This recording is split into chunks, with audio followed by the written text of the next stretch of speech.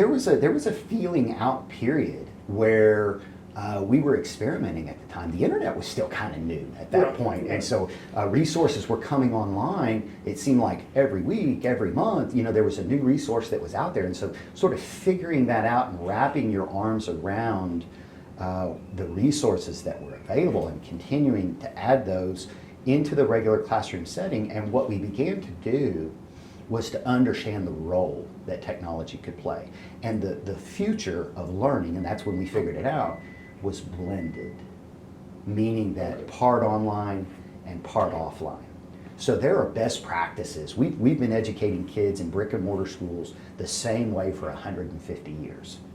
And really that dates back to Horseman, and it really dates back to the Industrial Revolution and Europe. But we brought it over to America through Horseman and began to prepare students for the factory.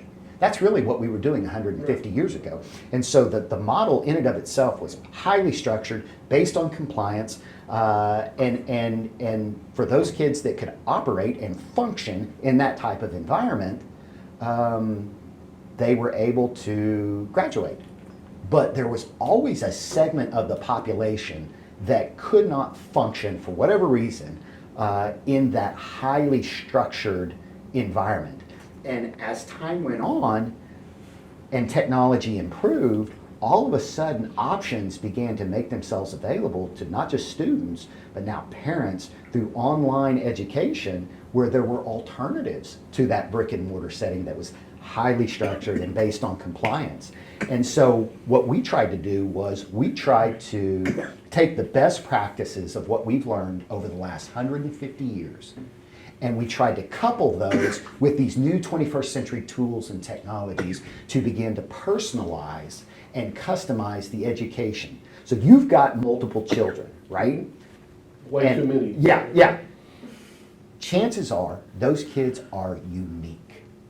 And with that uniqueness comes sometimes learning in different ways, learning styles and whatnot. And so this one size fits all cookie cutter approach to traditional education doesn't fit a segment of the population. And if you don't believe me, go look at what the dropout rate is in the United States. Because just a few years ago, 1 out of 5 students that enrolled in high school as a freshman did not finish on average. Okay, now let me ask you something though.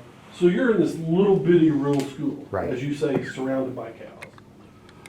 Those kids did not have a big exposure to technology when you launched this idea. Right. How did you get them up to speed? And what was that like? Kids are so smart. They are so smart, and they figured it out. They were the first to figure it out. Traditional education has lost relevance with that population.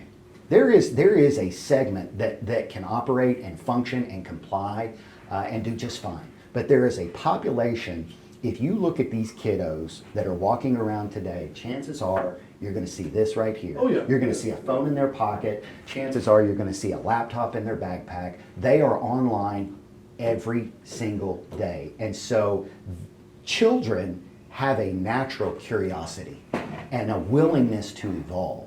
And so what we did was we tried to incorporate these tools and technologies that they were using and to try to identify software that was out there that was available that we could begin to fill in the gaps. And that's really the power of these 21st century tools and technology, is that they work in conjunction with the teacher who's using, in some cases, traditional means to educate the child. But the future of public education is a combination of both, or a blend, and that's where blended learning began.